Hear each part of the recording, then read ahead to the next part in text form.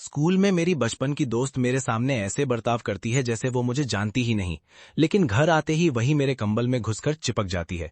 आज क्लास में भी वो मेरे साथ बिल्कुल ठंडी और दूरी बनाकर पेश आ रही थी, जैसे हम दोनों सिर्फ अजनबी हों। मैं फांग युआन हूं। मम्मी पापा काम के सिलसिले में बाहर चले गए, इसलिए मुझे उसके साथ एक ही घर में रहना पड़ा।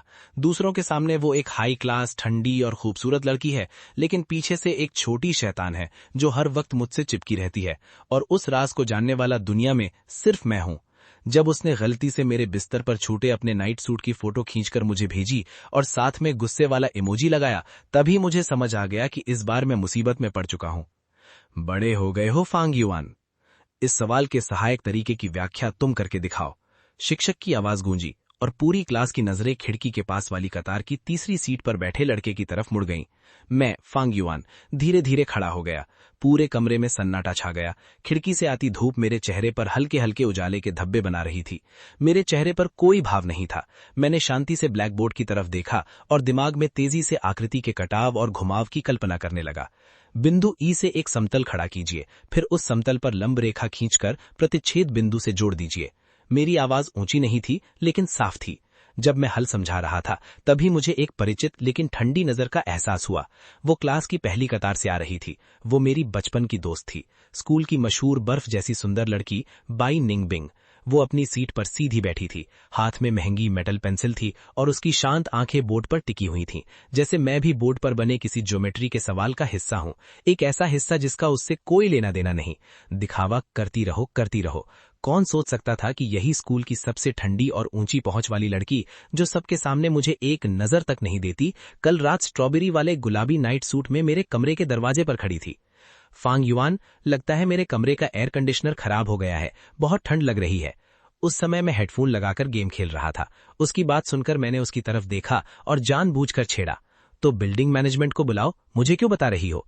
उसके होंठ तुरंत फूल गए। उसका छोटा सा गोरा चेहरा उदासी से भर गया, लेकिन उसकी उंगलियां तकिए के कोने को इतनी जोर से पकड़ रही थीं कि सफेद पड़ गई थीं। लेकिन अब बहुत रात हो गई है, तो हीटर चला लो। चला लिया, कोई असर नहीं। उसकी आवाज मच्छर जैसी धीमी थी। नजरें भी इधर उधर भटक रही थीं। वो मेरी तरफ देखने की हिम्मत ही नहीं कर रही थी। मैं क्या तुम्हारा कंबल एक रात के लिए उधार ले सकती हूं? मैं लगभग हंस पड़ा। ये बहाना तो उस सहायक रेखा से भी ज्यादा टेढ़ा था जो अभी मैंने बोर्ड पर खींची थी। आखिरकार मैं खुद को रोक नहीं पाया। मैंने हेडफोन उतारे, बेबस होकर आह भरी और अपने कंबल का एक कोना उठा दिया।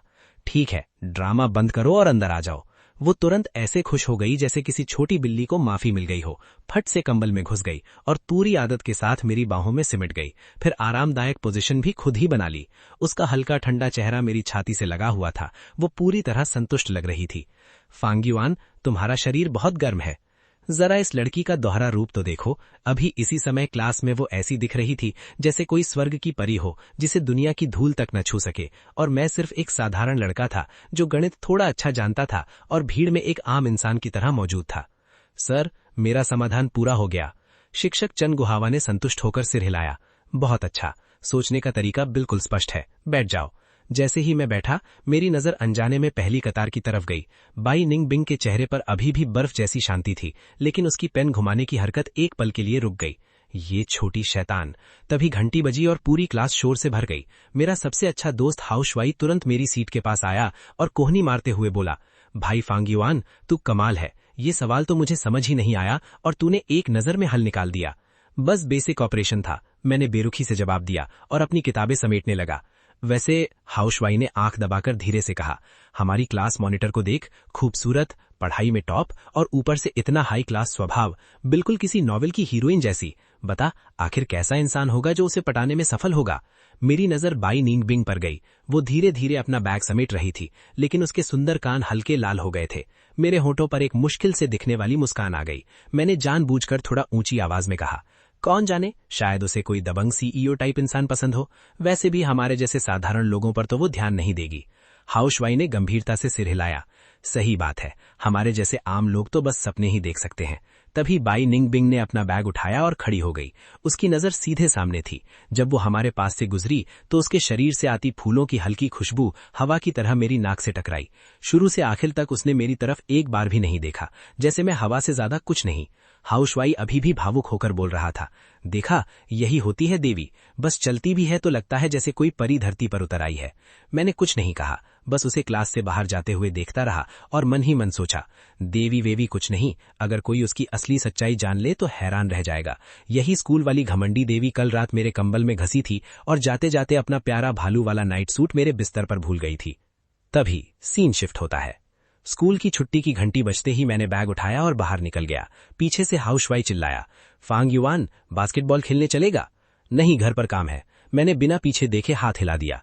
घर का काम कुछ नहीं था, मुझे जल्दी घर पहुंचना था, नहीं तो वो घमंडी लड़की पता नहीं खुद को भूखा रहकर क्या हाल बना लेगी। मेरा और बाई निंगबिंग का रिश्ता समझना मुश्किल नहीं है। हमारे परिवार पुराने दोस्त हैं, बचपन से हम एक ही कॉलोनी में बड़े हुए हैं। बाद में मेरा परिवार यहाँ शिफ्ट हो गया, फिर उसके माता पिता को 2 साल के लिए विदेश जाना पड़ा, इसलिए उसे मेरे माता पिता के भरोसे छोड़ दिया गया। लेकिन किस्मत देखो, पिछले महीने मेरे माता पिता को भी दूसरे शहर के प्रोजेक्ट पर भेज दिया गया। जाने से पहले माँ ने बार बार मुझे समझाया, बिंग बिंग का अच्छे से ध्यान रखना। और इसी तरह हमारी ये अजीब सी साथ रहने वाली जिंदगी शुरू हुई।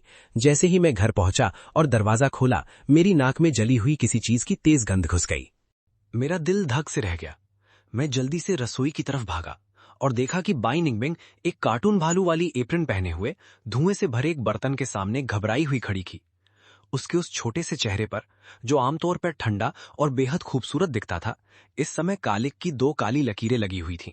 वो बिल्कुल उस छोटी बिल्ली जैसी लग रही थी जो चोरी छुपे कुछ खा रही हो और रंगे हाथों पकड़ी गई हो। बेचारी भी लग रही थी और बेहद प्यारी भी।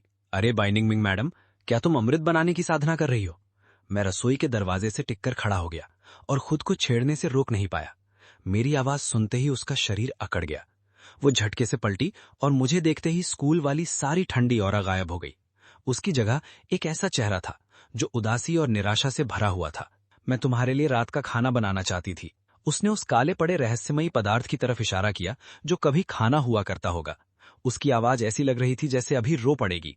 किताब में तो बहुत आसान लिखा था, लेकिन ये अपने आप जल गया। उसका रोने वाला चेहरा देखकर मुझे एक साथ गुस्सा भी आया और हंसी भी। ठीक है, मेरी गलती है। मुझे इतनी देर से घर नहीं आना चाहिए था। मैं आगे बढ़ा, आदत से गैस बंद की, एग्जॉस्ट चालू किया और उसे रसोई से बाहर खींच लाया। तुम पहले बाहर जाओ, चेहरा देखो अपना, पूरा काला हो गया है। जाओ मुंह धो लो, यहां मैं संभालता हूं। उसने आज्ञाकारी बच्चे की तरह सिर हिलाया, बिल्कुल ऐसे जैसे किसी बच्चे ने कोई गलती कर दी हो। फिर सिर झुकाकर रसोई से बाहर चली गई। मैंने इस तबाही वाले अपराध स्थल को देखा और बेबस होकर सिर हिलाया। इस लड़की में हर चीज अच्छी है, बस खुद की देखभाल करने की क्षमता लगभग शून्य है। सिर्फ वही खूबसूरत चेहरा लोगों को धोखा दे सकता है। जब तक मैं रसोई साफ करके 2 कटोरे नूडल्स बनाकर बाहर लाया, तब तक बाई निंगबिंग मुंह धोकर आरामदायक घर वाले कपड़े पहन चुकी थी। वो सोफे पर पैर चढ़ाकर बैठी थी, एक तकिया पकड़े टीवी देख रही थी। मुझे देखते ही उसकी आंखें चमक उठी।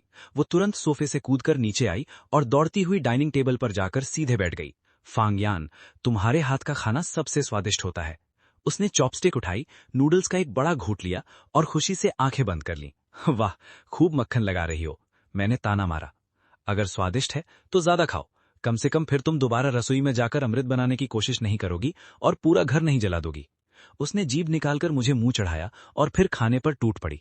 उसे इस तरह बिना किसी शालीनता के खाते हुए देखकर मेरे लिए ये कल्पना करना सच में मुश्किल था कि यही लड़की स्कूल की बर्फ जैसी खूबसूरत और ठंडी फ्लावर क्वीन है।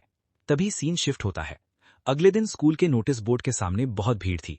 मैं और हाउसवाइफ भी देखने चले गए। पता चला कि स्कूल के सांस्कृतिक कार्यक्रम के लिए रजिस्ट्रेशन शुरू हुआ है। फांगयान, तू भी नाम लिखवा दे। तेरे चेहरे और टैलेंट के साथ अगर तू स्टेज पर गिटार बजाकर एक गाना गा दे तो लड़कियां लाइन लगा देंगी। हाउसवाइफ मुझे उकसा रहा था, लेकिन मुझे इसमें जरा भी दिलचस्पी नहीं थी। ऐसे कार्यक्रमों में मुझे कभी मजा नहीं आता था। तभी भीड़ में अचानक हलचल मच गई। जल्दी देखो, वो लिन चौहान सीनियर है। वाह, लिन चौहान सीनियर कितने हैंडसम है। मैंने आवाज की दिशा में देखा। एक लंबा और बेहद आकर्षक लड़का नोटिस बोर्ड की तरफ आ रहा था। उसके चेहरे पर धूप जैसी चमकती मुस्कान थी, जिससे आसपास की लड़कियां लगातार उत्साहित होकर फुसफुसा रही थीं। लिन चौहान 12वीं कक्षा का छात्र था, स्कूल बास्केटबॉल टीम का कप्तान था और स्कूल फोरम की सबसे ज्यादा डेट किए जाने की इच्छा वाले लड़कों की सूची में हमेशा पहले स्थान पर रहता था। मुझे उससे कोई खास मतलब नहीं था। मैं हाउसवाइफ को लेकर वहां से जाने ही वाला था कि मैंने देखा उसका लक्ष्य नोटिस बोर्ड नहीं था। वो सीधे बाई निंगबिंग की तरफ बढ़ रहा था। संयोग से बाई निंगबिंग भी वही नोटिस देख रही थी। उसके साथ उसकी सबसे अच्छी दोस्त सोंग रुई भी थी। बाई निंगबिंग ने उसकी तरफ ज्यादा ध्यान नहीं दिया।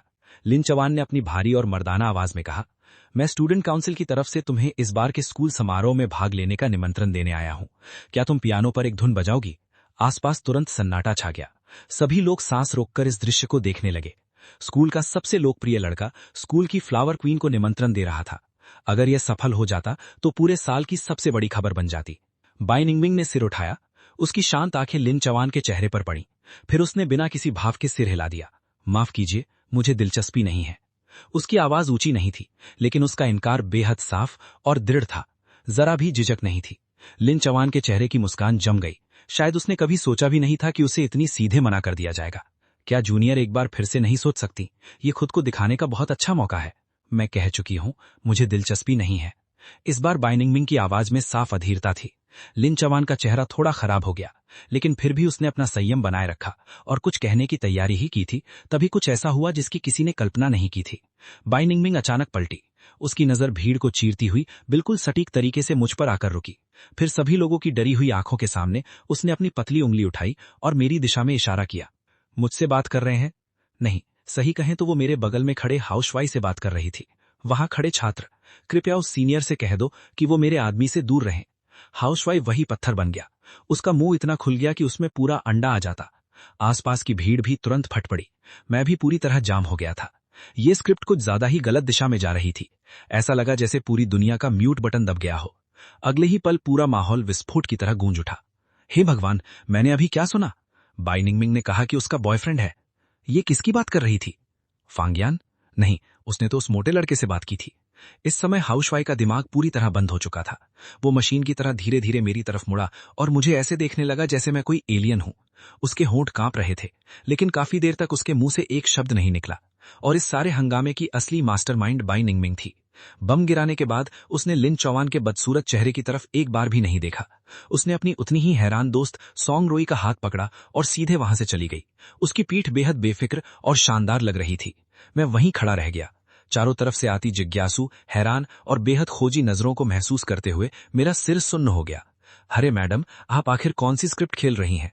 अगर आपको अपने चाहने वालों से पीछा छुड़ाना था तो खुद को उड़ाने वाला तरीका चुनने की क्या जरूरत थी? और ऊपर से बात भी हाउसवाइफ से कही। अब तो कमाल हो गया। पूरा स्कूल जान चुका था कि बर्फ जैसी फ्लावर क्वीन का एक रहस्यमयी आदमी है, और मैं जो असली व्यक्ति था और हाउसवाइफ दोनों ही पूरे स्कूल के सबसे बड़े संदिग्ध बन चुके थे। इस समय लिन चुआन का चेहरा बेहद बदसूरत हो चुका था। वो मुझे घूर रहा था। उसकी आंखों में कई तरह की भावनाएं थीं, जांच पड़ताल, नाराजगी, असंतोष और यहां तक कि एक हल्की सी चेतावनी भी। फिर वो बिना एक शब्द बोले मुड़ा और वहां से चला गया। इस तरह स्कूल के सबसे लोकप्रिय लड़के द्वारा फ्लावर क्वीन को पटाने का नाटक एक बेहद अजीब अंत के साथ खत्म हुआ। पूरे दोपहर में क्लास में ऐसे बैठा रहा जैसे आग के ढेर पर बैठा हूं। मैं जहां भी जाता मुझे लगता लोग पीछे से मेरी तरफ इशारा करके बातें कर रहे हैं। हाउसवाइफ तो पूरी तरह पागलपन की हालत में पहुंच चुका था। छुट्टी होते ही उसने मेरा हाथ पकड़ लिया। फांग्युआन, सच सच बता, तुम्हारा और क्लास मॉनिटर का आखिर रिश्ता क्या है? जिस आदमी की बात उसने की थी, क्या वो तुम हो? और उसने मुझसे ही क्यों कहा? कहीं कहीं ऐसा तो नहीं कि वो मुझे पसंद करती है? मैंने उसके माथे पर एक चपत लगा दी। दिन दहाड़े सपने देखना बंद कर, दफा हो जा। तो आखिर मामला क्या है? हाउसवाइफ ने सिर पकड़ लिया। उसके चेहरे पर दर्द भरा भाव था। मैं अभी बहुत दबाव में हूं। ऐसा लग रहा है जैसे पूरे स्कूल के लड़के मुझे काट कर खा जाना चाहते हैं। मैं क्या जवाब देता? अगर मैं कहूं कि हम सिर्फ साथ रहते हैं और बचपन के दोस्त हैं, तो क्या कोई यकीन करेगा? सच कहूं तो मैं खुद भी विश्वास नहीं करता।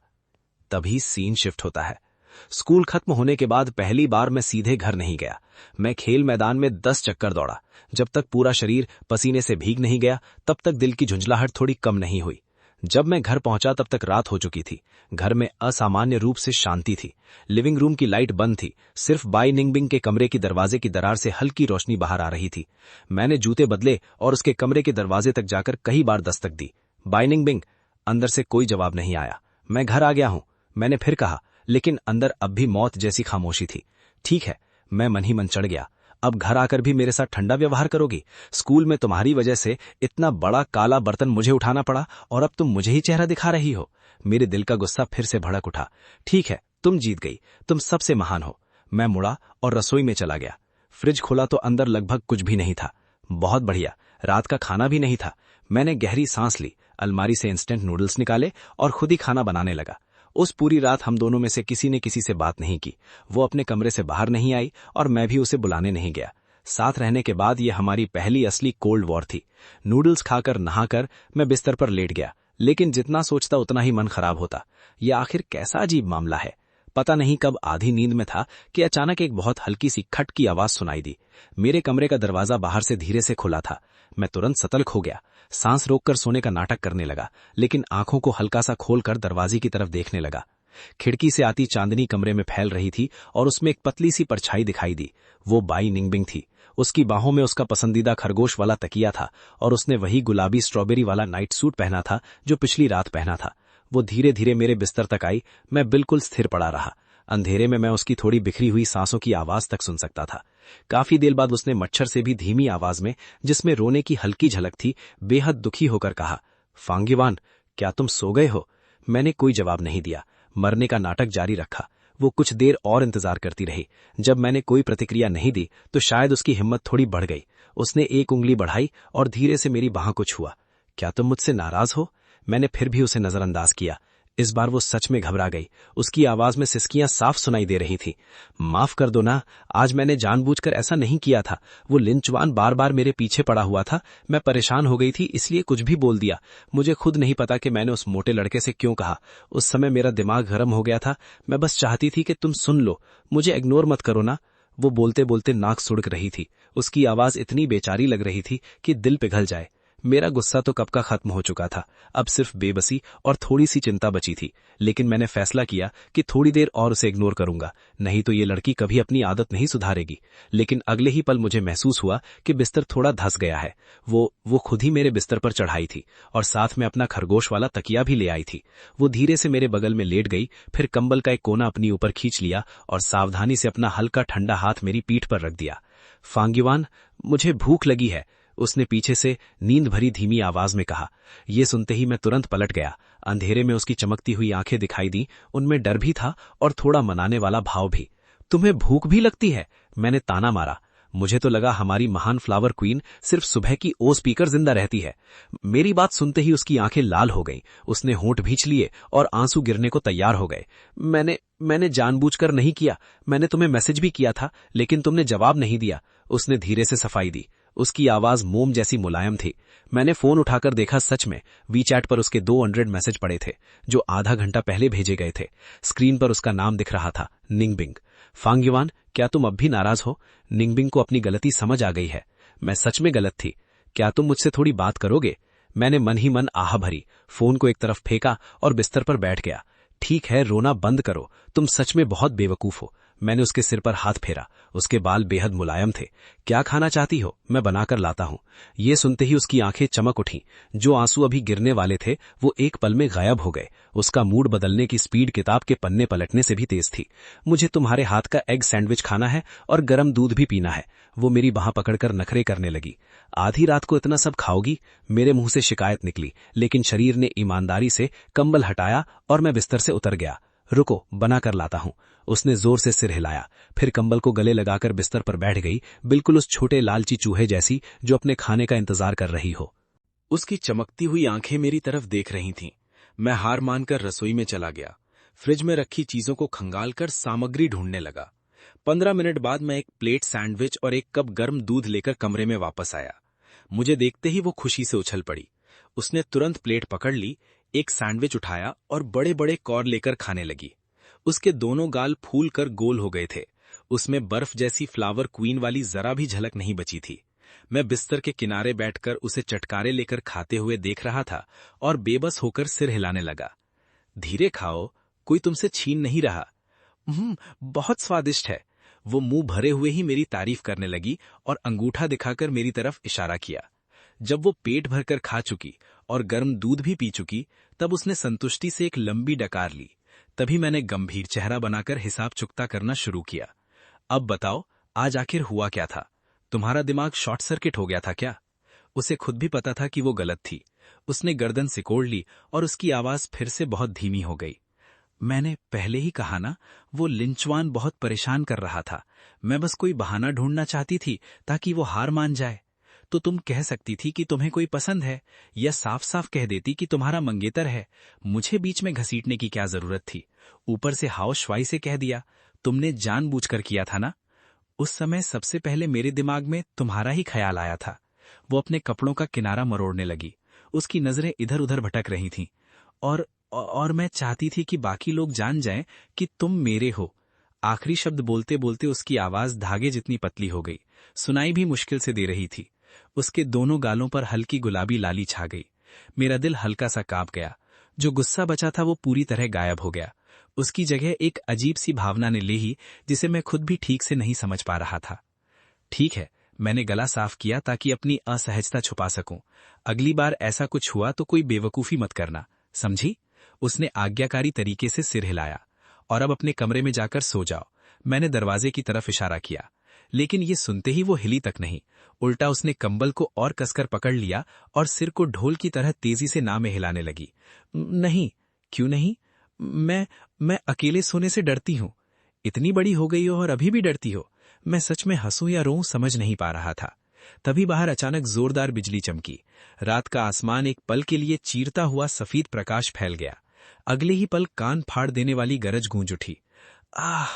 बाइनिंग मिंग चीख पड़ी। वो डरी हुई खरगोश की तरह सीधा मेरी बाहों में आ घुसी और कांपने लगी। बिजली! उसकी आवाज भी कांप रही थी। मेरा पूरा शरीर अकड़ गया। मैं साफ महसूस कर सकता था उसके नरम शरीर की गर्मी और तेज धड़कते दिल की धड़कनें। बाहर बारिश और तेज हो गई थी। मटर जितने बड़े बूंद खिड़की पर लगातार टकरा रहे थे। गरज भी एक के बाद एक गूंज रही थी। मेरी बाहों में सिमटी लड़की और ज्यादा कांपने लगी। फांगवान, मुझे डर लग रहा है। मैं और क्या कर सकता था? मैंने अपनी बाहें फैलाईं और धीरे धीरे उसकी पीठ थपथपाने लगा, जैसे किसी छोटे बच्चे को शांत कर रहा हूं। डरो मत, मैं यहां हूं। वो मेरी छाती में और गहराई से सिमट गई, जैसे कोई सुरक्षित जगह ढूंढ रही हो। फिर धीमी आवाज में बोली, फांगवान, आज रात हम साथ में सो सकते हैं? ये लड़की बचपन से ही बिजली और गरज से डरती थी। जैसे ही बारिश होती, उसे किसी के साथ चिपक कर रहना पड़ता था। मैंने लंबी सांस ली और आखिरकार उसे उसके कमरे में भेजने का इरादा छोड़ दिया। सो जाओ, उसने धीरे से हूं कहा और सच में शांत हो गई। लेकिन मेरी आंखों से नींद कोसों दूर थी। मैंने सिर झुकाकर उसके सोए हुए चेहरे को देखा। उसकी लंबी पलकें झुकी हुई थीं और उनकी परछाइयां गालों पर पड़ रही थीं। छोटी सी नाक सीधी और सुंदर थी। उसके गुलाबी होठ हल्के से फूले हुए थे। पता नहीं मुझे क्या हुआ, मैंने हाथ बढ़ाया और उंगलियों से धीरे से उसके मुलायम गाल को छू लिया। ये लड़की शायद इतनी परेशान करने वाली भी नहीं है। तभी सीन शिफ्ट होता है। अगला दिन धूप से भरा हुआ था। चमकती हुई धूप देखकर ऐसा लग रहा था जैसे पिछली रात का भयानक तूफान सिर्फ एक सपना था। मैं और बाइनिंग बिंग स्कूल जाने वाले रास्ते पर साथ चल रहे थे। हमारे बीच हमेशा की तरह एक सुरक्षित दूरी थी। कल के नाटक के बाद स्कूल में उसकी लोकप्रियता कम होने के बजाय और ज्यादा बढ़ गई थी। उसके रहस्यमयी आदमी को लेकर फैली अफवाहें स्कूल फोरम का सबसे हॉट टॉपिक बन चुकी थी। इतने सारे अलग अलग वर्जन बन चुके थे कि उनसे लाखों शब्दों का उपन्यास लिखा जा सकता था। और मैं और हाउसवाई दोनों मुख्य संदिग्धों के रूप में ऐसी प्रसिद्धि का आनंद ले रहे थे जो पहले कभी नहीं मिली थी। बाइनिंग बिंग ऐसे व्यवहार कर रही थी जैसे कुछ हुआ ही नहीं हो। उसके चेहरे पर हमेशा की तरह वही ठंडी शांति थी। आसपास के लोगों की फुसफुसाहटों को वो पूरी तरह नजरअंदाज कर रही थी। लेकिन मैं महसूस कर सकता था कि उसके कदम जानबूझकर थोड़े धीमे थे। वो हमेशा मेरी चाल के साथ अपनी चाल मिलाकर चल रही थी। स्कूल के गेट पर पहुंचकर वो अचानक रुक गई। क्या हुआ? मैंने पूछा। उसने अपने बैग से एक सुंदर सा बेंटो बॉक्स निकाला और मेरे हाथ में थमा दिया। ये तुम्हारे लिए है। इतना कहकर उसने मुझे प्रतिक्रिया देने का मौका तक नहीं दिया। वो तेजी से आगे बढ़ी और बिना पीछे देखे स्कूल के अंदर चली गई। मेरे सामने सिर्फ उसकी घमंडी सी पीठ बची थी। मैंने हाथ में पकड़े बेंटो बॉक्स की तरफ देखा। उसमें अभी भी हल्की गर्माहट थी। क्या इस लड़की का स्वभाव बदल गया है? तभी सीन शिफ्ट होता है। सुबह की एक्सरसाइज का समय था। पूरे स्कूल के छात्र मैदान में जमा थे। अभ्यास खत्म होने के बाद फ्री टाइम शुरू हुआ। हाउसवाई मुझे खींचकर कैंटीन में कुछ पीने ले गया। जब हम वापस लौट रहे थे तो मैंने बाइनिंग मिंग को देखा। वो मैदान के किनारे घास के पास बैठी आराम कर रही थी। उसके साथ उसकी सबसे अच्छी दोस्त सॉन्ग रूई भी थी। उसके हाथ में पानी की बोतल थी और वो छोटे छोटे घूंट लेकर पी रही थी। उसका अंदाज इतना खूबसूरत था कि लगता था जैसे कोई विज्ञापन शूट हो रहा हो। तभी फिर से मुसीबत आ गई। लिंचवान कुछ बास्केटबॉल टीम के सदस्यों के साथ बॉल पकड़े सीधा बाइनिंग मिंग की तरफ आ गया। उसके चेहरे पर एक संतुलित मुस्कान थी। ऐसा लग रहा था जैसे कल की ठुकराहट का उस पर जरा भी असर ना हुआ हो। जूनियर बाइनिंग मिंग, इस वीकेंड हमारी टीम का मैच है। क्या तुम आकर हमें चीयर करोगी? मैंने तुम्हारे लिए पहली पंक्ति में सीट भी रखी है। आसपास का माहौल तुरंत फिर से गपशप की खुशबू से भर गया। सभी की निगाहें उनकी तरफ चली गईं। सब इंतजार कर रहे थे कि फ्लावर क्वीन क्या जवाब देगी। बाइनिंग मिंग ने तो पलक तक नहीं झपकाई। वो बस अपना पानी पीती रही और लिन चुआन को हवा की तरह नजरअंदाज करती रही। लिन चुआन की मुस्कान थोड़ी अटक गई। उसके बगल में खड़े एक टीम सदस्य ने तुरंत कहा, जूनियर, हमारे कैप्टन पहली बार किसी लड़की को खुद मैच देखने के लिए बुला रहे हैं। थोड़ा तो सम्मान दे दीजिए। आखिरकार बाइनिंग बिंग ने प्रतिक्रिया दी। उसने पानी की बोतल का ढक्कन बंद किया, खड़ी हुई और अपनी उन शांत ठंडी आंखों से लिन चुआन की तरफ एक नजर डाली। उसकी आवाज बिल्कुल शांत थी, लेकिन उसमें ऐसा इनकार छिपा था जिसमें किसी दखल की गुंजाइश नहीं थी। समय नहीं है, इतना कहकर वो मुड़ी और जाने लगी। रुको। लिन चुआन अभी भी हार मानने को तैयार नहीं था। उसने उसे फिर से रोका। जूनियर, कल तुमने कहा था कि तुम... वो अपनी बात पूरी भी नहीं कर पाया था कि बाई निंगबिंग ने कुछ ऐसा कर दिया जिससे पूरा मैदान एक बार फिर पत्थर बन गया। वो मुड़ी, अपनी लंबी टांगों से चलती हुई सभी लोगों की जिज्ञासु नजरों को पूरी तरह नजरअंदाज करते हुए सीधी मेरी तरफ आने लगी। मेरे बगल में खड़ा हाउशवाई इतना घबरा गया कि उसके हाथ पैर एक साथ चलने लगे। फांग्युआन, वो इधर आ रही है, वो सच में इधर आ रही है। कहीं वो फिर से कोई दुनिया हिला देने वाली बात तो नहीं बोलने वाली? मैं भी थोड़ा तनाव में आ गया। पता नहीं ये लड़की अब कौन सा नया तमाशा करने वाली है।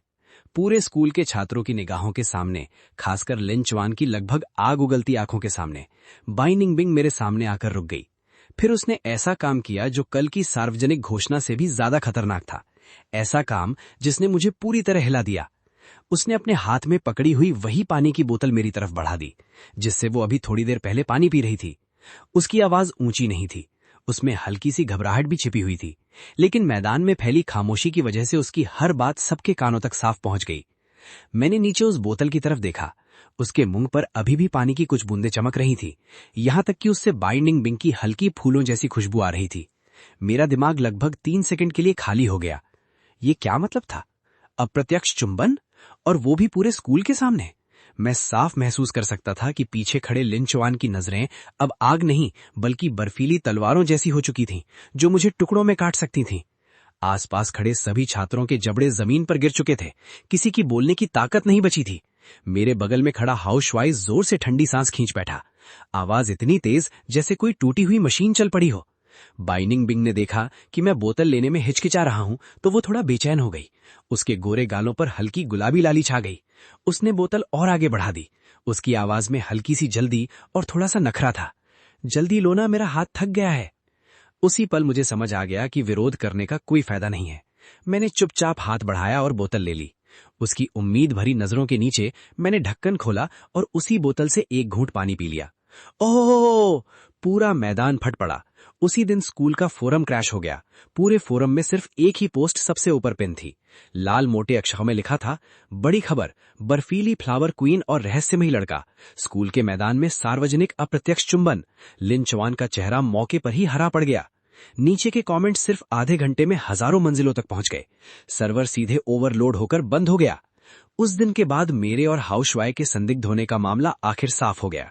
99% लोगों ने मान लिया कि मैं ही वो रहस्यमयी आदमी था जो पर्दे के पीछे छिपा हुआ था, और मैं भी एक साधारण सामान्य छात्र से सीधे पूरे स्कूल के लड़कों का साझा दुश्मन बन गया। जब भी मैं स्कूल में चलता, मुझे हर तरफ से जलन, नाराजगी और असंतोष भरी नजरें महसूस होती, जैसे हजारों खंजर मेरी पीठ में घुस रहे हों। हाउसवाई की नजरें भी अब गपशप से बदलकर श्रद्धा में बदल चुकी थीं। फांग्युआन, अब से तुम मेरे बड़े भाई हो।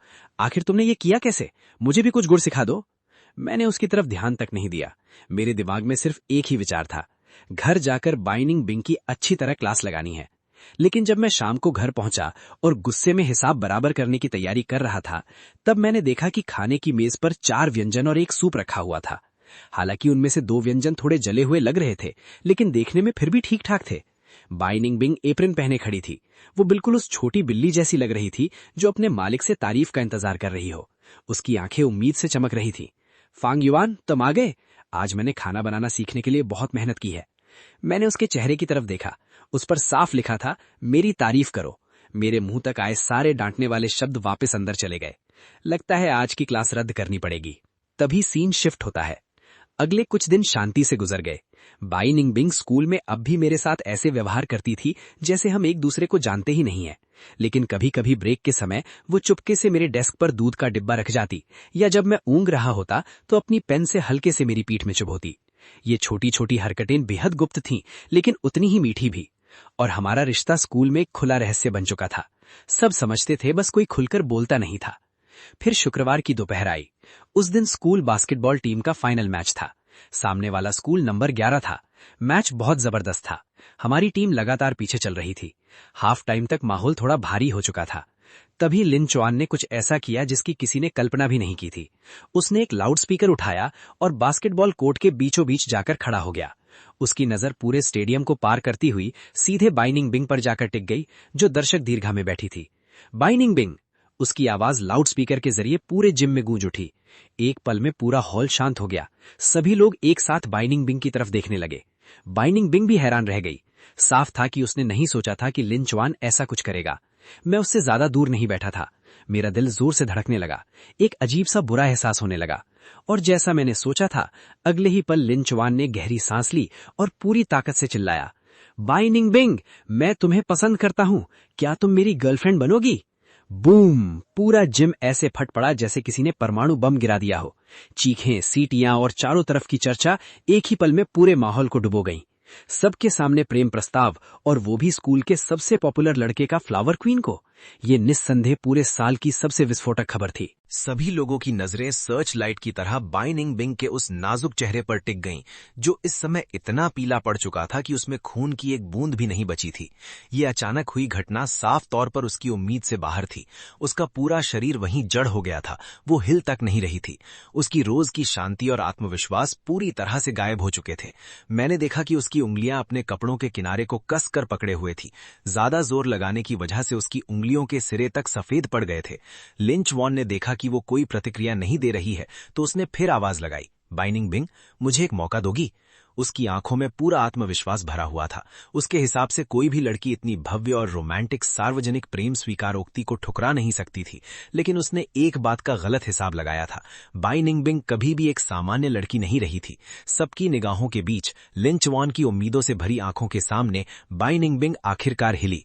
लेकिन वो लिन चुआन की तरफ नहीं गई। उसने एक शब्द भी नहीं कहा। वो अचानक अपनी सीट से खड़ी हुई और फिर डली हुई हिरनी की तरह, जब तक कोई समझ पाता कि क्या हो रहा है, उसने एक ऐसा फैसला कर लिया जो पूरी तरह उसके दिल की प्रतिक्रिया थी और जिसकी किसी ने कल्पना भी नहीं की थी। वो सीधे मुड़कर मेरी तरफ भागी और आकर मुझसे टकरा गई। अगले ही पल वो पूरी तरह मेरी पीठ के पीछे छिप गई। उसके छोटे छोटे हाथों ने मेरी टी शर्ट को कसकर पकड़ लिया। उसका शरीर अभी भी हल्का कांप रहा था। उसने अपना चेहरा मेरी पीठ में छिपा लिया और पूरे मैदान के सामने अपने इस एक काम से अपना जवाब दे दिया। उस पल पूरी दुनिया जैसे शांत हो गई। लिन चुआन बास्केटबॉल कोर्ट के बीचों बीच खड़ा था। उसके चेहरे का आत्मविश्वास और मुस्कान धीरे धीरे जमने लगे, फिर टूटकर बिखर गए। आखिर में उसके चेहरे पर सिर्फ शर्मिंदगी और गहरा अंधेरा बचा। और मैं, अपनी पीठ से लगी उस कांपती हुई मुलायम देह को महसूस करते हुए, उसकी तेज सांसों की आवाज सुनते हुए, मन ही मन एक और लंबी आह भर बैठा। बस, अब तो गया काम। इस बार ये बात किसी भी हालत में नहीं छिप सकती। उस दिन मैच का अंतिम परिणाम किसी को नहीं याद रहा। सबको सिर्फ हाफ टाइम के दौरान हुआ वो आसमान हिला देने वाला प्रेम प्रस्ताव और उसका बिजली गिरा देने वाला अंत याद रहा। लिन चुआन आखिर मैदान से कैसे गया, मैंने भी ठीक से नहीं देखा। बस इतना सुना कि दूसरे हाफ में वो एक भी गेंद सही से नहीं डाल पाया। हमारी स्कूल टीम भी फाइनल हार गई। उस दिन के बाद मेरे और बाई निंगबिंग के रिश्ते का राज अब कोई छिपा हुआ रहस्य नहीं था। वो पूरे स्कूल की गपशप के इतिहास में सुनहरे अक्षरों से दर्ज हो चुका था। मैं, फांग युआन, 11वीं कक्षा का एक सामान्य और बिल्कुल सामान्य छात्र, आधिकारिक रूप से पूरे स्कूल द्वारा उस इंसान के रूप में मान लिया गया था जिसने बर्फ जैसी फ्लावर क्वीन का दिल जीत लिया था। अब जब मैं स्कूल में चलता था तो पहले जैसी जलन और नफरत भरी नजरें नहीं मिलती थीं। उनकी जगह सम्मान, जिज्ञासा और थोड़ी सी सहानुभूति ने ले ली थी। सम्मान इस बात का कि मैंने ये कारनामा कैसे किया, जिज्ञासा मेरी असली पहचान को लेकर, और सहानुभूति इस बात की कि शायद मुझे भविष्य में लिन चुआन के फैन क्लब की तरफ से शिकार बनाया जा सकता है। दूसरी तरफ बाई निंगबिंग ने भी स्कूल में मुझे ना जानने का नाटक पूरी तरह छोड़ दिया था। हालांकि वो अभी भी खुद से आकर बात नहीं करती थी, लेकिन हर सुबह स्कूल गेट पर मेरा इंतजार करती, फिर लगभग आधा मीटर की दूरी पर चुपचाप मेरे पीछे पीछे क्लास तक आती। कभी कभी वो चुपके से अपनी अभ्यास पुस्तिका मेरी डेस्क पर सरका देती। जिन सवालों को वो हल नहीं कर पाती थी उन्हें लाल पेन से घेरा हुआ होता। खेल के पीरियड में वो पानी की बोतल लेकर बास्केटबॉल कोर्ट के किनारे बैठकर मुझे खेलते हुए देखती। ये बिना शब्दों वाले छोटे छोटे इशारे किसी भी प्रेम स्वीकारोक्ति से कहीं ज्यादा ताकतवर थे। हाव शायद तो पूरी तरह सुन्न हो चुका था। हर दिन मेरे सामने आहें भरता रहता। फांग युआन, पहले मुझे लगता था कि प्यार बहुत धमाकेदार और फिल्मी होना चाहिए, लेकिन अब समझ आया कि असली प्यार तो चुपचाप लोगों को खत्म कर देता है। मैंने उसकी बात पर ध्यान नहीं दिया क्योंकि उस समय मैं बाइनिंग बिंग को पढ़ा रहा था। ये कोण इस कोण के बराबर है क्योंकि दोनों एकांतर अंतःकोण है, समझी? बाइनिंग बिंग ने सिर हिलाया, लेकिन उसकी आंखों को देखकर लग रहा था कि उसे आधा भी समझ नहीं आया। उसकी लंबी पलकें तितली के पंखों की तरह फड़फड़ा रही थीं। मुझे पूरा शक था कि वो मेरी बात सुन ही नहीं रही, वो बस मेरे साथ बैठने के इस समय का आनंद ले रही थी। हमारे दिन ऐसे ही बीतते गए, पूरे स्कूल की निगाहों के सामने, एक मीठे से आधिकारिक अनौपचारिक रिश्ते के साथ। यहां तक कि कभी कभी मुझे भ्रम होने लगा था कि शायद ऐसी जिंदगी हमेशा चलती रहे तो भी बुरा नहीं होगा। फिर आया वो सप्ताहांत। उस दिन मैं और बाइनिंग बिंग शहर के बीचों बीच मौजूद एक किताबों की दुकान पर कुछ संदर्भ पुस्तकें खरीदने जाने वाले थे। लोगों की बेवजह की निगाहों से बचने के लिए हमने तय किया था कि हम एक साथ नहीं निकलेंगे। मैं पहले जाऊंगा और वो कुछ देर बाद पीछे से आएगी। जिस पुराने अपार्टमेंट कॉम्प्लेक्स में हम रहते थे उसकी एकमात्र अच्छी बात उसकी शांति थी। मैं आगे चल रहा था, बाइनिंग बिंग लगभग 10 मीटर पीछे थी। जैसे ही मैं सोसाइटी के गेट के पास पहुंचा, मेरी नजर अचानक एक पहचाने चेहरे पर पड़ी। वो हमारी क्लास की गपशप क्वीन थी, वो लड़की जिसे सब चलती जासूसी एजेंसी कहते थे, कूदी इंडियन। वो अपनी मां के साथ सब्जियों से भरे 2 बड़े बैग उठाए सामने वाली बिल्डिंग से बाहर निकल रही थी। मेरा दिल एकदम धक से रह गया। बर्बाद, ये यहां कैसे रहती है? मैंने तुरंत कदम तेज करने की कोशिश की जैसे मैंने उसे देखा ही नहीं, लेकिन अब बहुत देर हो चुकी थी। फांग युआन, कूदी इंडियन ने भी मुझे देख लिया और बेहद उत्साह से हाथ हिलाया। मेरे पास रुकने के अलावा कोई रास्ता नहीं था। मैंने मजबूरी में मुस्कुराकर कहा, कितना संयोग है, तुम भी यहां रहती हो? हाँ। उसकी नजर मेरे ऊपर घूमी, फिर उसने मेरे पीछे खड़ी बाइनिंग बिंग को देख लिया। उसी पल मैंने साफ देखा कि उसकी आंखों में एक ऐसी चमक उभरी जो किसी पुरातत्ववेत्ता को खोया हुआ महाद्वीप मिलने पर भी शायद न आए। उसकी गपशप राडार पूरी ताकत से चालू हो गई थी। अरे क्लास मॉनिटर, उसने तुरंत बाइनिंग बिंग की तरफ हाथ हिलाया। तुम भी इसी कॉम्प्लेक्स में रहती हो? कितना बड़ा संयोग है। मैं तो आज ही अपनी मां के साथ यहां शिफ्ट हुई हूं। मैं अपनी नानी के घर रहने आई हूं। बाइनिंग बिंग के कदम वहीं रुक गए। उसके हमेशा भावहीन चेहरे पर पहली बार घबराहट की हल्की झलक दिखाई दी और मुझे साफ महसूस हुआ कि हालात अब बहुत खतरनाक दिशा में बढ़ रहे हैं। कूडियांडियन की नजरें लगातार हम दोनों के बीच घूम रही थीं। उसके चेहरे का भाव साफ कह रहा था, समझ गए, मैं सब समझ गए। तुम दोनों साथ में जा रहे हो क्या? उसने टटोलते हुए पूछा। उसके चेहरे पर एक बेहद संदिग्ध मुस्कान थी। नहीं, हाँ, हम दोनों लगभग एक साथ बोल पड़े। एक ने पूरी मजबूती से इनकार किया, दूसरी ने हिचकिचाते हुए आधा सच कबूल कर लिया। आसपास का माहौल तुरंत मौत जैसी खामोशी में डूब गया। कूडियांडियान के चेहरे की मुस्कान और भी रहस्यमय हो गई। उसके पास खड़ी उसकी मां भी हमें ऐसे देख रही थी जैसे कह रही हो, आजकल के बच्चे भी ना। मैंने बाइनिंग बिंग का चेहरा देखा। शर्म और घबराहट की वजह से उसका चेहरा पूरी तरह लाल हो चुका था। मेरे दिल से एक लंबी आह निकली। गया काम, इस बार तो सच में गया काम। लगता है अब मेरे और फ्लावर क्वीन के साथ रहने की बात सच में छिप नहीं सकती।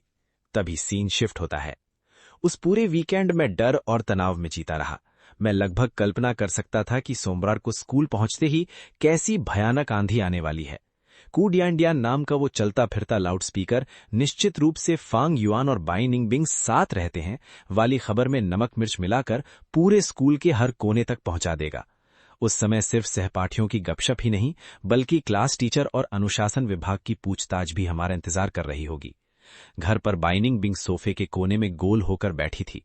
उसने तकिया पकड़ रखा था और गुस्से से मुझे दोष दे रही थी। सब तुम्हारी गलती है। मेरी? मैंने ठंडी हंसी हंसी। कौन था जो बाहर निकलने से पहले आधा घंटा कपड़े चुन रहा था? कौन था जो हर 2 कदम पर शीशे में अपना चेहरा देख रहा था? बाइनिंग बिंग भी बात से पूरी तरह चुप हो गई।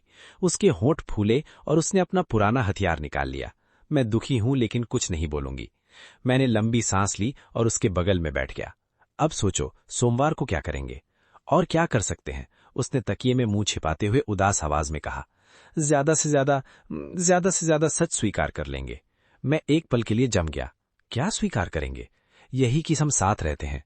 अरे बड़ी मैडम, तुम्हें पता भी है कि हाई स्कूल के लड़का लड़की के साथ रहने का क्या मतलब निकाला जाएगा। अगर स्कूल को पता चल गया तो हमारी टांगे तोड़ने से भी नहीं चूकेंगे, और अगर माँ को पता चला तो वो विदेश से उड़कर आएंगी और पहले मुझे पीटेंगी।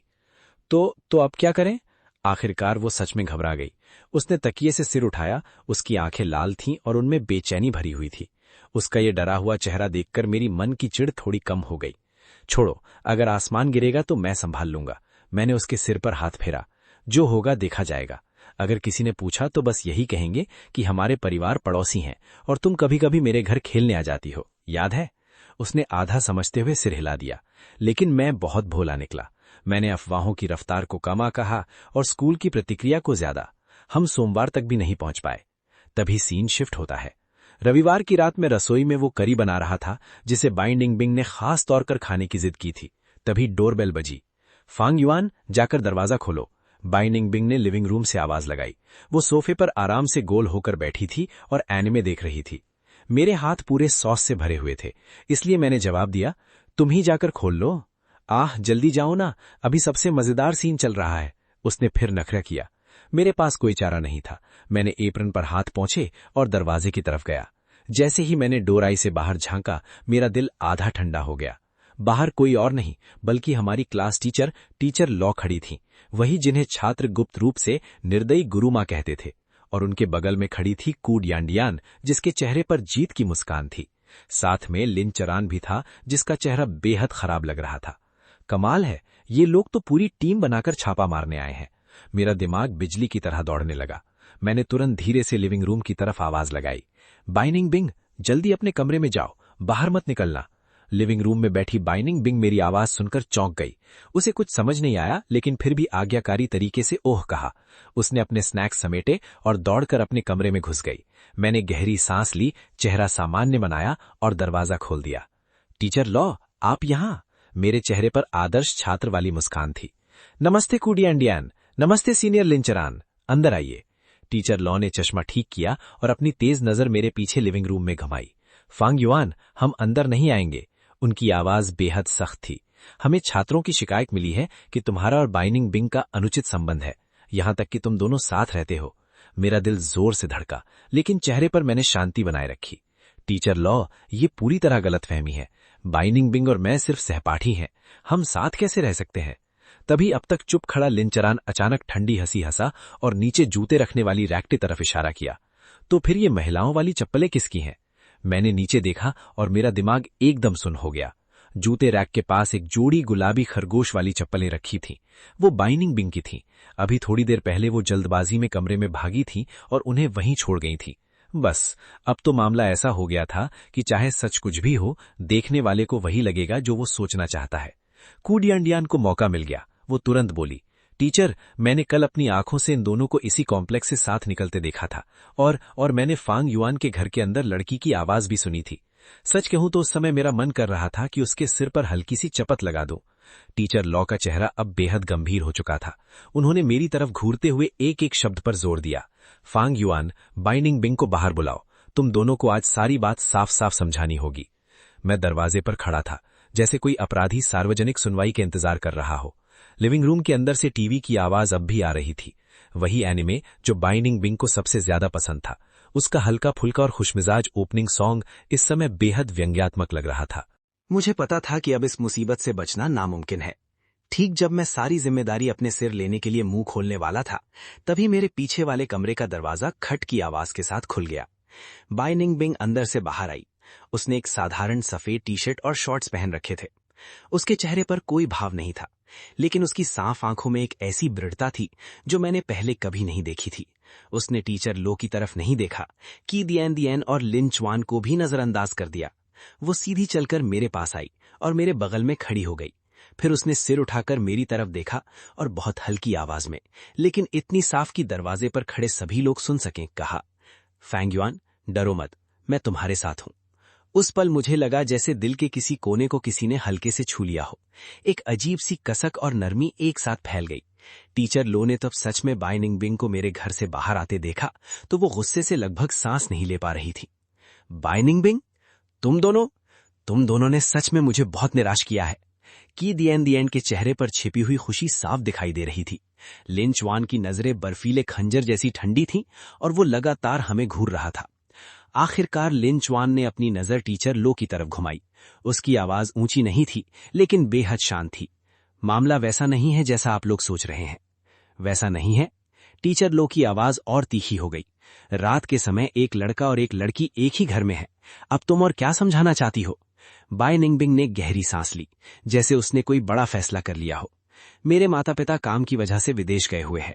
जाने से पहले उन्होंने मुझे फैंग युआन के माता पिता की देखभाल में छोड़ा था, लेकिन पिछले महीने फैंग युआन के माता पिता भी काम से बाहर चले गए, इसलिए मैं यहीं रह रही हूं। वो कुछ पल रुकी, फिर बाहर खड़े तीनों लोगों को देखकर आगे बोली, हम सिर्फ एक ही छत के नीचे रह रहे हैं और एक दूसरे का ध्यान रख रहे हैं। अगर इसे भी गलत रिश्ता माना जाएगा तो मेरे पास और कुछ कहने के लिए नहीं है। उसकी ये सफाई पूरी तरह तर्कसंगत थी। टीचर लो कुछ पल के लिए चुप हो गई। साफ था कि उन्होंने ऐसे हालात की उम्मीद नहीं की थी। की दियान अभी भी हार मानने को तैयार नहीं थी और कुछ बोलना चाहती थी, लेकिन टीचर लो ने उसे इतनी सख्त नजर से देखा कि वो तुरंत चुप हो गई। लिन चुआन का चेहरा बार बार बदल रहा था। आखिर में उसने दांत भींचते हुए कहा, ठीक है, मान लिया कि तुम दोनों साथ रह रहे हो, लेकिन स्कूल में जो कुछ हो रहा है उसकी क्या सफाई है? यही असली मुद्दा था। साथ रहना किसी तरह समझाया जा सकता था, लेकिन हाई स्कूल के इस संवेदनशील समय में प्यार का मामला पूरी तरह प्रतिबंधित क्षेत्र था। सबकी निगाहें फिर से हमारी तरफ मुड़ गईं। मैं जल्दी से वही पुराना बहाना देने वाला था कि हम सिर्फ बचपन के दोस्त हैं, लेकिन बाय निंगबिंग मुझसे तेज निकली। उसने ऐसा काम किया जिसे मैं शायद जिंदगी भर नहीं भूल पाऊंगा। सबके हैरान चेहरों के सामने उसने अपना हाथ बढ़ाया और मेरा हाथ कसकर पकड़ लिया। उसकी हथेली थोड़ी ठंडी थी, उस पर हल्का पसीना भी था, लेकिन उसकी पकड़ बेहद मजबूत थी। फिर उसने ठोड़ी ऊंची उठाई, बिल्कुल एक गर्वीले हंस की तरह, और लिन चुआन की अविश्वास से भरी आंखों में देखते हुए एक एक शब्द साफ साफ कहा, मैं इन्हें पसंद करती हूँ। मैं फैंग युआन को पसंद करती हूँ। इसका हमारे साथ रहने या ना रहने से कोई संबंध नहीं है। स्कूल में मैंने जो कुछ भी किया वो सिर्फ इसलिए किया क्योंकि मैं इन्हें पसंद करती हूँ। उसकी आवाज शांत गलियारे में गूंज गई। हर शब्द ऐसा था जैसे शांत झील में पत्थर फेंका गया हो और उससे अनगिनत लहरें उठ गई हों। टीचर लो पूरी तरह स्तब्ध रह गई। की दियान का मुंह इतना खुल गया जैसे उसमें एक बल्ब आ जाता। लिन चुआन का चेहरा से खून का आखिरी कतरा भी गायब हो गया, और मैं उसकी हथेली से आती गर्माहट और मजबूती को महसूस कर रहा था। उसके चेहरे का साइड प्रोफाइल लाल हो चुका था। वो साफ तौर पर घबराई हुई थी, लेकिन फिर भी बेहद बहादुर दिख रही थी। मेरा दिल ऐसा धड़क रहा था जैसे सीने से बाहर कूद पड़ेगा। ये बेवकूफ लड़की, क्या इसे अंदाजा भी है कि ऐसी बातें कहने के बाद इसे किन नतीजों का सामना करना पड़ सकता है? उस रात की बाकी बातें मुझे ठीक से याद नहीं है। मुझे बस इतना याद है कि आखिर में टीचर लो ने कुछ नहीं कहा। उन्होंने मुझे गहरी नजर से देखा, फिर उन दो टूटे हुए लोगों को लेकर चली गईं। जैसे ही दरवाजा बंद हुआ, बाय निंगबिंग का शरीर ढीला पड़ गया और वो सीधे मुझ पर टिक गईं। तभी मुझे एहसास हुआ कि उसकी पीठ पूरी तरह ठंडे पसीने से भीग चुकी थी। मैंने मुंह खोला लेकिन आगे कुछ कह नहीं पाया। फैंग युआन, उसने अपना चेहरा मेरी छाती में छिपा लिया। उसकी आवाज बहुत धीमी थी। क्या मैं बहादुर थी? हाँ। मैंने उसे बाहों में भर लिया और जोर से सिर हिलाया। बहुत बहादुर। तो क्या तुम्हें ऐसी बहादुर मैं पसंद हूं? मैंने कोई जवाब नहीं दिया। मैंने बस उसे और कसकर गले लगा लिया। तभी सीन शिफ्ट होता है। उस रात हमारी क्लास का वीचैट ग्रुप पूरी तरह फट गया। टीचर लो के जाने के 10 मिनट के बाद ही एक नया नोटिफिकेशन आया। वो बाय निंगबिंग का मैसेज था। उसने एक तस्वीर भेजी थी। तस्वीर में दो हाथ एक दूसरे में मजबूती से फंसे हुए थे। एक हाथ मेरा था और दूसरा उसका। तस्वीर के नीचे उसने एक लाइन लिखी और पूरे ग्रुप को टैग किया, बाय निंगबिंग। निंगबिंग कभी नहीं भूलेगी। सभी लोग सुन ले, फैंग युआन मेरा बॉयफ्रेंड है। तभी सीन शिफ्ट होता है। सोमवार की सुबह जब मैं और बाय निंगबिंग साथ में स्कूल पहुंचे तो ऐसा लगा जैसे पूरी दुनिया बदल गई हो। हमारा स्वागत अब फुसफुसाहटों और इशारों से नहीं हुआ। उसकी जगह एक अजीब सी शांति थी। जो भी हमें देखता कुछ पल के लिए रुक जाता और फिर चुपचाप रास्ता छोड़ देता। उनकी आंखों में जिज्ञासा भी थी और एक तरह का सम्मान भी, जैसे किसी महान प्रेम कहानी को देख रहे हों। बाय निंगबिंग की वो वीचैट पोस्ट एक छिपे हुए बम की तरह थी। उसने सारी अफवाहों और अटकलों को एक ही झटके में उड़ा दिया था। ये तरीका बिल्कुल बाय निंगबिंग जैसा था, सीधा, सरल और दबंग। टीचर लो ने भी हैरानी की बात ये की कि हमें अलग से बुलाकर बात नहीं की। बस क्लास के दौरान कई बार हमारी तरफ जटिल नजरों से देखती रहीं। की दियान पूरे दिन सिर झुकाए रखी और हमारी तरफ देखने की हिम्मत नहीं कर पाई। और लिन चुआन, उस दिन के बाद उसने लंबी छुट्टी ले ली। फिर वो कभी स्कूल नहीं आया। लोगों ने कहा कि उसने स्कूल ही बदल लिया। इस तरह पूरे स्कूल में आई वो भयानक आंधी आखिरकार एक बेहद नाटकीय अंत के साथ समाप्त हो गई। किसी स्टेज ड्रामा की तरह आखिरकार मैं और बाई निंगबिंग आधिकारिक रूप से एक साथ हो गए। हाँ, हालांकि पूरी तरह आधिकारिक भी नहीं कह सकते। उदाहरण के लिए, अभी लंच ब्रेक के दौरान मैं डेस्क पर सिर रखकर ऊँघ रहा था। तभी मुझे महसूस हुआ कि कोई मेरी बाह को हल्के हल्के छू रहा है। मैंने आंखें खोलीं और देखा कि बाई निंगबिंग लाल चेहरे के साथ एक नोटबुक मेरी तरफ सरका रही थी। उसके ऊपर उसकी सुंदर लिखावट में एक छोटी सी लाइन लिखी थी, आज स्कूल के बाद साथ घर चलेंगे ना। उसे पढ़कर मेरी हंसी निकलने वाली थी। मैंने पेन उठाया और नीचे जवाब लिखा, क्या हम हर दिन साथ घर नहीं जाते। उसने पढ़ा तो उसका चेहरा और लाल हो गया। फिर वो जल्दी जल्दी लिखने लगी, मेरा मतलब है आज स्कूल गेट से साथ चलेंगे। मैंने उसके चेहरे पर एक साथ उम्मीद और घबराहट देखी तो मेरा दिल पिघल गया। मैंने नीचे बड़े अक्षरों में लिखा, ठीक है। ये देखते ही उसकी आंखें चमक उठीं, उसके होठों के कोने अपने आप ऊपर उठ गए। फिर वो तुरंत सिर झुकाकर किताब पढ़ने का नाटक करने लगी, लेकिन उसके हल्के हल्के कांपते कंधे उसकी खुशी को पूरी तरह बयां कर रहे थे। तभी सीन शिफ्ट होता है। छुट्टी के बाद मैंने अपना बैग समेटा और क्लासरूम के बाहर खड़ा होकर उसका इंतजार करने लगा। वो हमेशा की तरह धीरे धीरे बाहर आई और आकर मेरे बगल में खड़ी हो गई। आसपास के सहपाठी हमें देखकर ऐसी नजरें डाल रहे थे जैसे कह रहे हों, हम सब समझते हैं। फिर वे मुस्कुराते हुए आगे बढ़ गए। चले? मैंने पूछा। उसने धीमी आवाज में जवाब दिया। हम दोनों शाम की सुनहरी रोशनी में भरे स्कूल कैंपस में साथ साथ चलने लगे। हमारी परछाइयां जमीन पर लंबी होती जा रही थी। ये पहली बार था जब हम इतने खुले तौर पर साथ चल रहे थे।